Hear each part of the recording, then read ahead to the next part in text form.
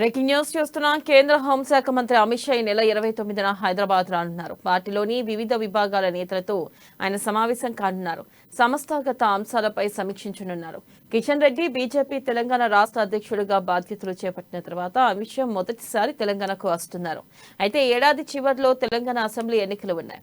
దీంతో ఎన్నికలపై దృష్టి సారించారు.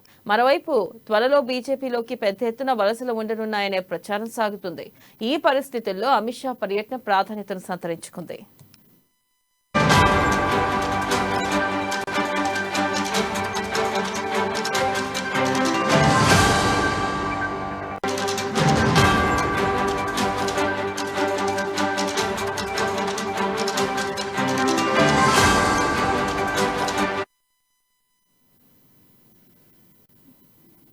బ్రేకింగ్ న్యూస్ చూస్తున్నాం. కేంద్ర హోంశాఖ మంత్రి అమిత్ షా ఈ నెల 29న హైదరాబాద్ రానున్నారు.